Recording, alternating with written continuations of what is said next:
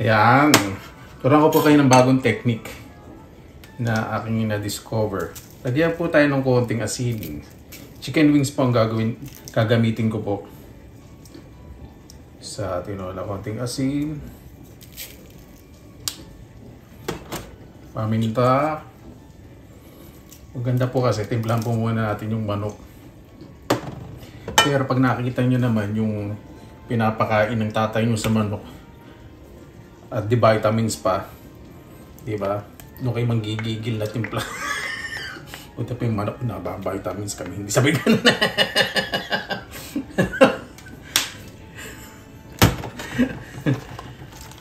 Tignan po natin mabuti. Pakabango. Ito po, hayaan po muna natin na ma-rest. Mga 5 minutes lang. Pagkatapos po natin halu-haluin. Masarap po talaga sa pagtitinola. Perito po muna yung manok. Hindi ko po lahat ihahalo po ito sa tinola. Kasi hindi ko naman po lahat mauubos basta-basta. Pag nagtitinola po ako, pinipirito ko yung kalahati. Ang kalahati, yun, titinola ko. Kunyari may ibig sabihin yung sinasabi ko. Kunyari may saysay, kunyari may sense. Tama nagsasabi po na, ang lakas ng tama nito ah. Alam ko na po yun, matagal na. Ay, naka. Yan, balik na rin po natin. Siyempre kalahati po nito, pinatisang pritong manok. Yung kalahati ititinola ko. Ito po yung pinakasimple na pagpiprito na hindi kayo masyadong gagamit ng mantika. Kagandahan lang po kasi gumagamit po ako ng non-stick pan. Opo, ito yung po yung kagandahan. Pag gagamit po kayo ng non-stick pan, halimbawa ito, huwag po kayo gagamit ng mga metal para hindi po magasgas. Kasi pag nagasgas po yan, yung mga materials, ito, makakain nyo po. Hindi po safe po yung napaka-hazard po nun. Kaya yung kalusugan. Bakit ako natawa? Smart na smart, di ba? Then ito po yung sinasabi ko, hindi po yung joke yun. Kailangan po talaga pag-ingatan ang kalusugan. Health is wealth. Narinig yung comment mo, alam mo, hindi ko alam ha. Puro ka health is wealth, ang kinakain mo, puro mamantika. No comment ako. Totoo naman eh. Hindi naman 3 times a day yun. Once a day lang yun. Ayan. Kapag nagsha-shallow frying po kaya, again, kapag nagsha-shallow frying, sabihin, mababaw na pagpiprito, wala masyadong mantika. Para maluto, takpan po ninyo. Yung apoy, medyo bawasan po ninyo sa medium low heat. Hintayin po nating mamuti. Siyempre may lalabas po yung mga residue. Kailangan maluto po ng maayos. Yan, ganyan po dapat ang itsura. Saka balik nyo po uli sa medium high heat. Diba? Tapos balik na rin po natin uli hanggang ma-achieve nyo po yung golden brown, shiny golden brown texture o itsura. Piliin nyo lang po yung mga na-golden brown. Kung gusto nyo po pong mas golden brown, nasa nyo po yun. Medyo golden brown ko pa po yan para mas masarap. Kasi malambot na po yan, umuurong na po sa buto. Yun po yung technique, di ba? At ito pag tinira natin sa kawali, napakaganda ng resulta. Yan po yung masarap itinola. Yan na po tayo ng bawang. Gusto ko rin po sa bawang medyo golden brown para mas masarap. Medyo mabait po ngayon, Have you noticed that? Lagyan na po natin ang sibuyas na pula at luya. Bakit sibuyas na pula ang gamit ko? Kasi hindi po puti. Hindi. Ano po kasi, sa Katagalugan, nanay ko, ganito po. Lalo na po pag Tagalog po yung manok na ititinola. Pakabango naman ito. Siguro na-imagine niyo po yung amoy po nito, di ba? Wala na po siyang amoy na lansa ng manok. Gisadong-gisado na po. Lalagyan po akong sili. Gigisa po muna para lumasa. Bigay ng flavor. Kasi kapag hinuli po natin, parang amoy lang. Pero pag ito, malalasahan nyo po yung hinamnam ng sili kapag medyo ginigisa po ninyo. Napakabango. Lagyan na po natin ng tubig. Pag magtitinola po kayo, huwag yung maglalagay ng mainit na tubig ha. Kasi mas maganda po yung ganito, yung dahan-dahan na luluto. Kasi yung flavor, dahan-dahan lumalasa sa sabaw. Maglalagay po ako ng konting asin, paminta,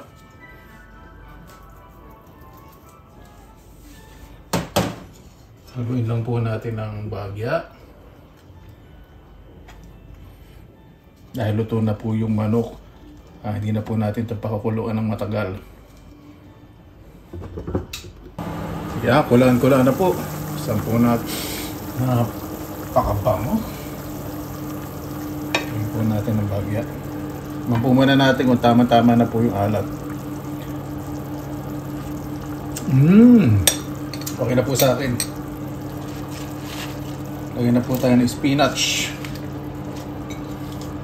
Siyempre yung gulay, depende naman po sa inyo kung ano po ilalagay po ninyo. Kasi ito po yung mga available po rito. Sayote, papaya sa Asian Shop. Bihira lang po makabili, lalo ng winter. Napakahirap po magdilibi ng mga gulay. Yan, pakukulan ko na po yan at ready na po ang tinola. Mabuhay! Yan! Maraming salamat naman po sa Panginoon. Kasama-sama na naman po tayo. Naway safe po ang lahat. Bago po tayo sa pasalamatan po muna natin ng Panginoon. Panginoon, maraming salamat na po sa biyayang niyo po sa araw po. Nato, naway ang bawat isa po. Pahalagan po ang bagong taon, bagong pag-asa inyong binibigay. Lalo na po pahalagan po ang inyong lahat po na niliga dahil doon po nanggagaling ang lahat po ng aming pangangailangan. Kaya na po bahala po sa amin, sinusuko na po namin sa inyo lahat sa kanan ni Jesus. Sabi. Yan. Ay, dali lang po. Kalamutan ko yun. My favorite. Pineapple soda, walang asukal. Lagyan muna ako dahil after I mess my hands, so I cannot touch it anymore. Sangkwa ng English ko talaga.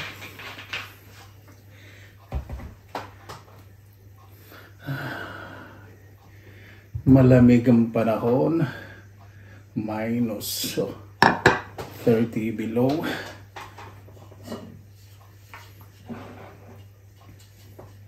Ba talaga dito? Kunin ko muna ito. Minit kong kanin. Excuse me.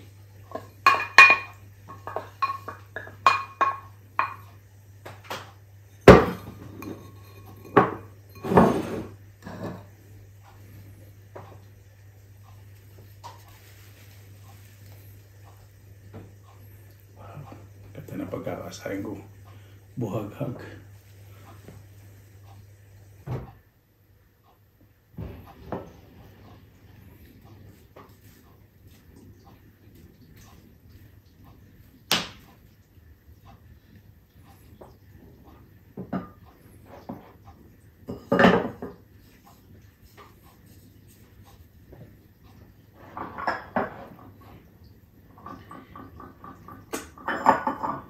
Saan na ba tayo? Kumain ako na sa bawah. Excuse me.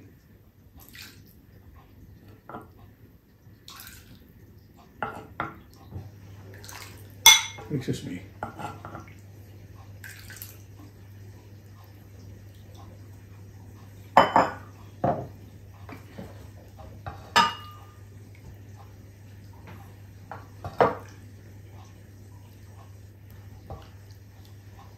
Sarap po talaga sa tinola, dahon ng sili. No? Wala akong mabili kung sili na dahon. Kahit puno, wala. Sa panlamig po kaya hindi mapag-deliver ng mga halaman at ibang prutas at gulay. At tayong dalawang chicken wings. Meron din po tayong patis na may sili at halong lemon. Ito pakita ko po sa inyo yung technique kung gaano kalambot. Luto siya.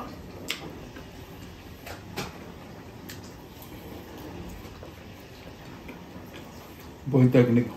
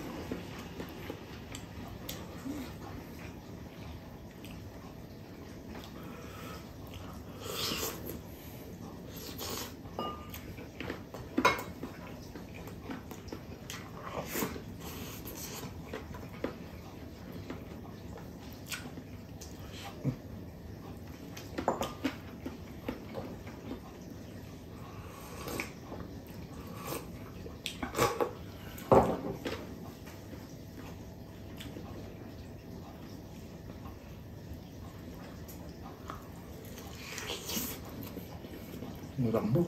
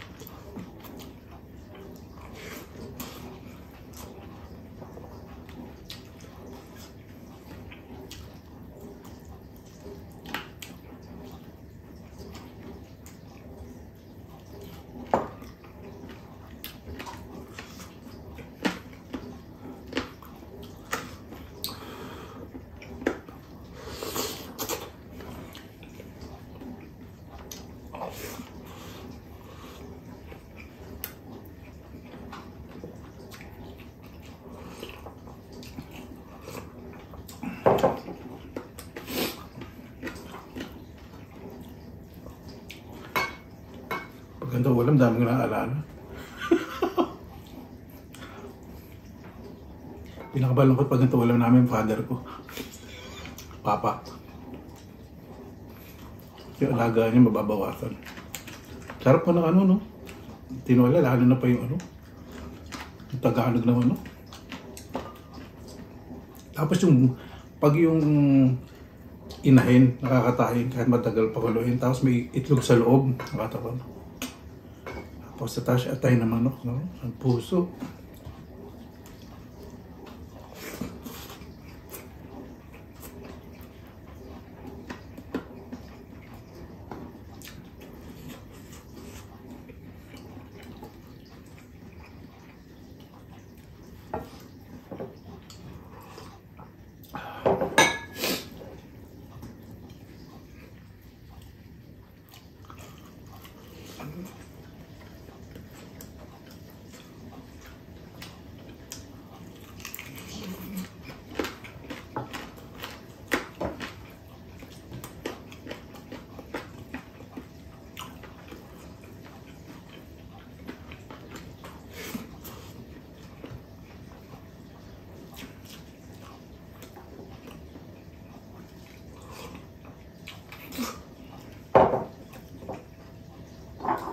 So, ang tinola ay nabanggit po sa nobela ni Dr. Jose Rizal. Tinolang manok. At ito po yung nag-start noong 1800.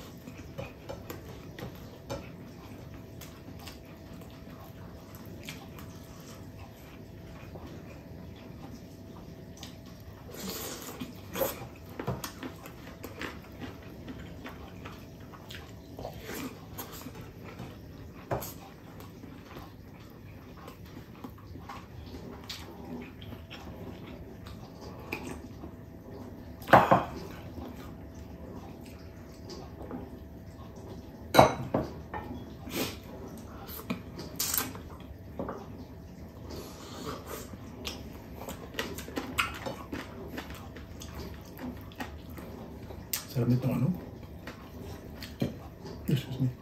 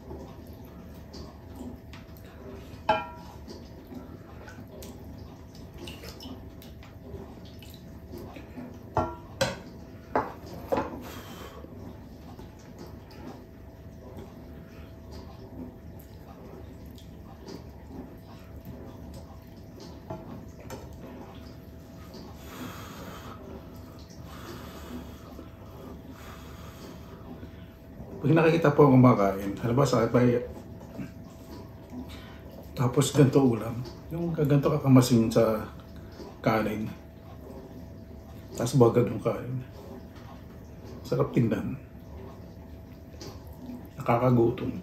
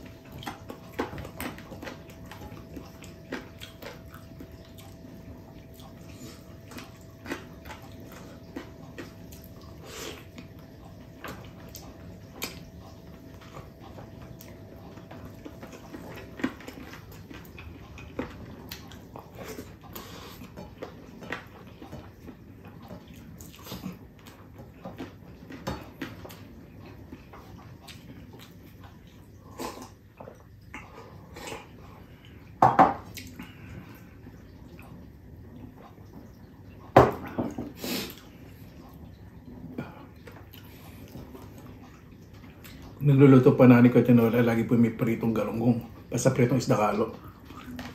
Partner.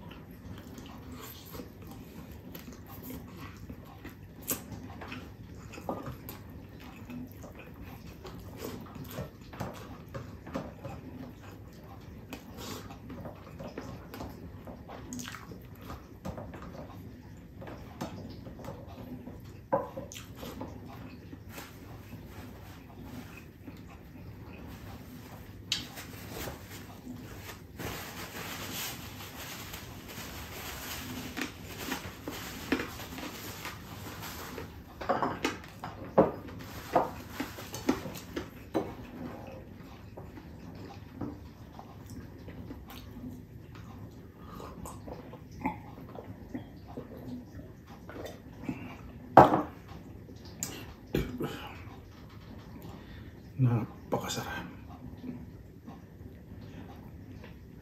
Paano po bago tayo matapos, salamatan po muna natin ng Panginoon. Panginoon, maraming salamat po sa biyaya binigyan niyo po sa amin sa araw po na ito. Naway ang bawat isa po ang maging mapalad po sa bawat biyaya na inyong binibigay at aming natatanggap. Dahil mula po sa buhay, sa paghinga, pakipagsapalaran po sa araw-araw, kami po ay natututo. Naway makita po ang inyong presensya at manahan po kayo sa kanilang mga puso at isipan, sa aming pong mga puso at isipan. Maraming salamat po sa lahat. Sinusuko na po namin sa inyo lahat sa ngalan ni Jesus. Amen. Paano po? Maraming salamat na po sa inyong oras na ilan sa pinilangalakbay. Basta lagi po tayong positive vibes, good vibes. God bless. Ingat po lagi. Magandang araw. Laban lang.